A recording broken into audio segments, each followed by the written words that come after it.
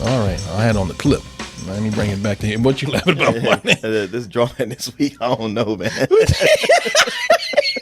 You know, like I don't know, man. We look like fucking steroid mimes or something. Exactly.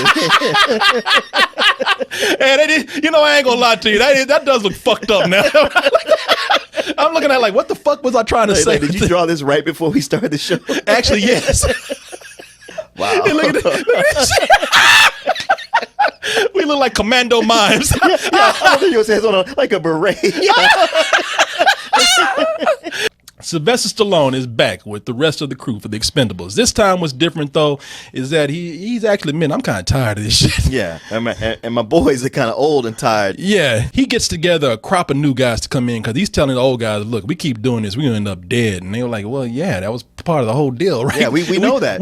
That's why we're here. We are called Expendables, right? Yeah. That's the whole point. But he retires them against their will.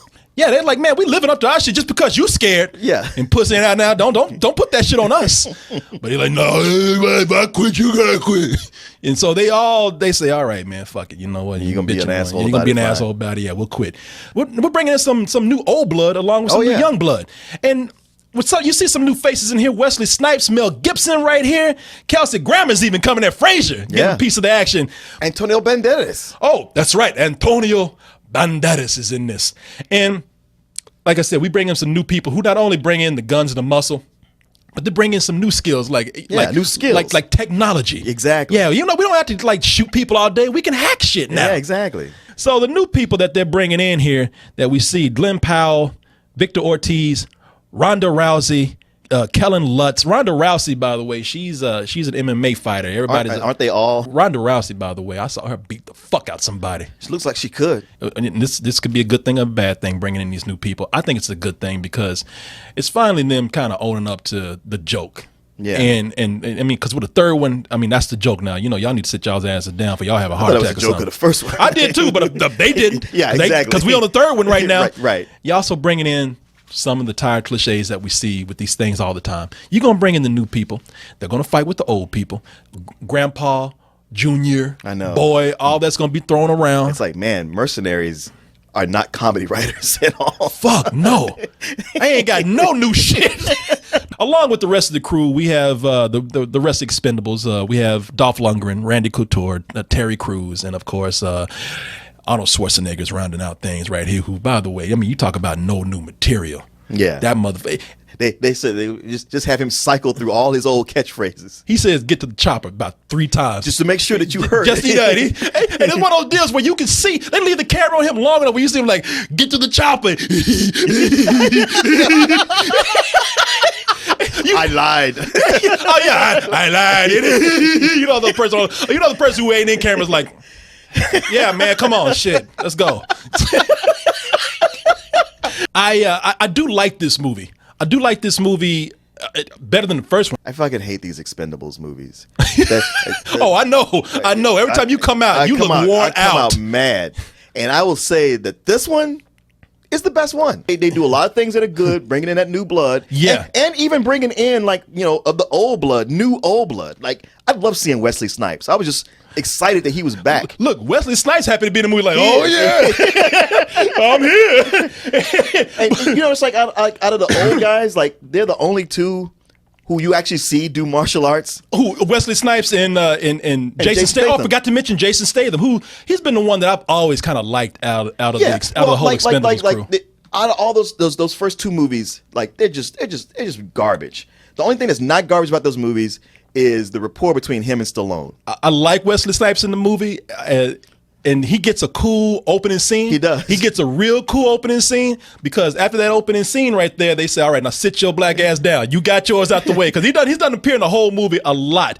There's too many characters. That's too many. That's the thing. The other thing about Wesley Snipes, he's still too pretty to be an expendable. I know. He is. Like Wesley Snipes, man, you make fun of him for being black, but his black is really not cracking because you watch, you're like, how old is he? That shit ain't cracking and ain't lacking, man. That Wesley Snipes is too pretty. Now you looking at this right here and you thinking, yeah, how old is this motherfucker, man? The brother don't change. Another thing about him, why am I calling him pretty? There's a poster out there, and my man looks just like one of my aunties because he got a rag on his head. Yeah. Look at that shit. That's yeah. some Tu-Wan Fu shit right there. Look, exactly. look at him. Tell me he don't look like a chick. He does. He's got those big Alfred Woodard eyes. He got you. Hey, tell me if you don't slap him on a bottle of syrup, he don't look like Aunt Jemima right now. Just pretty. Look at pretty. That Negro look like he should be working in a hair salon right now. He look at him in his post. You talking about girl? Okay, go back to that post. Okay, so you see Wesley Snipes. You go over to there's a young guy, Kelsey Grammer, and it's Terry Crews going and what he doesn't know right there is like once they get Wesley Snipes, they go like, oh wait. We don't need two black guys. They pull a Walking Dead. They took his ass out fast. It's like he didn't do the math. He's sitting there like, well, wait a minute. And Wesley Snipes like, coming right up. It's funny because I think there's a moment in the movie where, look, I ain't no spoiler here. Mel Gibson shoots Terry Crews and takes him out the movie. I think Mel Gibson really shot his ass because Terry Crews didn't even, he was like, shit, somebody shot me for real. It's like, yeah, we got to get you out this movie. Man, goddamn. We already met our quota with Wesley Snipes. You know there can't be two. So they pulled a T-Dog on his ass. They did. And we got, from The Walking Dead, we got a new black man. We can't have two on the screen. Yeah. Look at him. He's screaming right now because he just got shot. Shit. To be an action movie, the action is so mediocre and bland and everything you've seen before. We see so many great action movies that has great fight coordination all the time. Not here. Man, it's chopped sloppily. You can tell it's stuntmen all the time. It's fake, man. Yeah. I mean, it's like watching the A-Team. It's one thing because first of all, none of the Expendables are gonna get hurt, right? Except for when they gotta take a nigga out the movie. But the Expendables are not gonna get hurt, right? The villains are generic that they're shooting. Yeah. Oh, yeah. And it might as well be stormtroopers. And explosions are generic too. These explosions just pop out of anywhere. It's just chaos. You can't even really tell what's going on anymore after a while. And then they just start doing the shit just gets ridiculous after a while. Yeah. Like the action will get crazy, and then one motherfucker will say, I'm just gonna ride this motorcycle up this plane right here. Oh, I know. Why? Because shit is just getting nuts already. See, look at this. He's like, shit, I lost my fucking mind. They really need John Woo to direct one of these. And I know he's got his tropes we see all the time, the slow motion, two guys with guns on each other, doves, arch enemies having to work together. But it could this franchise could use some of that. It really could, man. You are right about that. And they need somebody who has a flair for making an art out of action because this action right here is about as generic as you can get. If we bought this action off the shelf, it would be in a white box with black letters, right? Man. A box would say action. And the generic villains, except for Mel Gibson. Except for Mel Gibson, man. If anything, the movie made me sad because it really made me feel sorry for Mel Gibson. And I've been like at the front of the fuck Mel Gibson charge, but just watch, it's like, man, the guy's he's talented. Even in a movie like this, I say fuck Mel Gibson, but you talented, man. Yeah. I mean, you are a star. Yeah. And there's a reason why you are a star. And you look at him in this movie, and he's a great villain, man. He has a great backstory that kind of makes him sympathetic. He's well written. Exactly. Fuck all these new young people you brought in here. He's the one that's bringing the fresh air to the franchise. Yeah. Yeah, he's great, man. And I would also say somebody else in the movie, besides Mel Gibson, Kelsey Grammer. Okay, Kelsey Grammer is good, but he's not really in the movie a whole lot. Well, can I? I know you want to say something. Let me just say something before I forget. Okay. Because they show some people like Kelsey Grammer. We're thinking, well, what? Kelsey Grammer's an expendable. What's he gonna do? And then they say Harrison Ford. Now we know Harrison Ford has done. He's done some action. How long ago? That's the point. They bring Harrison Ford in here, and he's like, I hope y'all ain't expecting me to do that Indiana Jones shit. Because I'm in every scene, I'm either just going to be standing in one place, or most of the time, I'm going to be sitting somewhere. Yeah. I'm going to be sitting in a car. Yeah. I'm going to be sitting in a plane. Or a helicopter. A helicopter on my phone. They tried to give Harrison Ford some action scenes in here where he's in a plane, and they don't do none but that Star Trek shit. But they shaking the camera. He's trying to wiggle a little bit. And it's like, he ain't doing a goddamn thing in this movie. He said, fuck that. I'm high as hell right now. Right. I'm old. I ain't doing that action shit. I ain't stupid. But look at Harrison Ford. He don't even want to be here. Yeah, he don't want to be there. Like, he looking like, well, damn it, y'all call me and shit. I was smoking. Kelsey Grammer, he comes in He's like, hey, I'm just the informant guy, the information I'm guy. helping you build a team. But the scenes with him and Stallone, I was like, hey, you know what? I like these. They feel like real characters, and he's not being Frasier. You know what? And that was the thing. Him and Kelsey Grammer and Sylvester Stallone, the movie, they did have. That's the thing about the movie, man. When there's no action going on, it's great. It is. Kelsey Grammer, as another guy, brings some class to this. And they're sitting up there talking. They're having a good back and forth. It's like, man, why don't y'all just fucking cut all the fighting out? Exactly.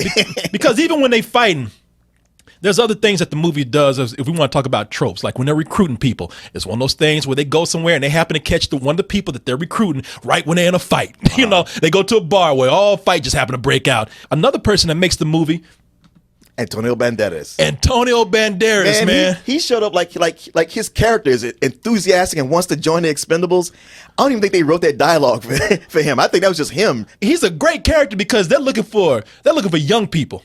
They're saying if you were born in 1984 or after, then you can be on the team. But he comes up, and Kelsey Grammer is even like, oh, they're looking at him. He's like, oh shit, who's this badass jumping all over the place and climbing stuff, and like he's like Spider-Man. And then the guy he jumps down, takes off the mask, and Kelsey Grammer's like, oh fuck this guy again.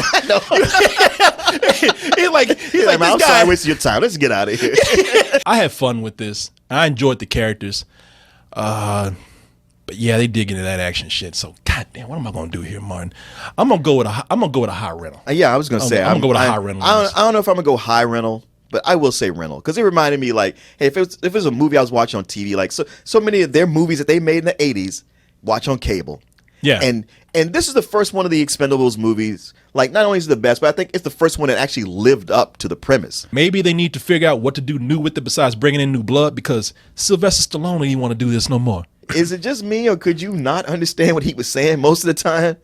And you know what? They made a joke about that. It's like, damn, I can understand Schwarzenegger better than him now. Well, there's a point in the movie where he looks at Jason Statham and says, I can't understand this guy saying either. And Jason Statham like, fuck you. No one can understand what your dumb ass is saying. Right. And Harrison Ford, he's got his running gag every time Jason Statham talks. He's like, I don't understand that guy. It's like, hey, man, you growling all your shit, too. So. Man, yeah, everything you say, he's the last one. He be talking about somebody. Everything Harrison Ford says today is...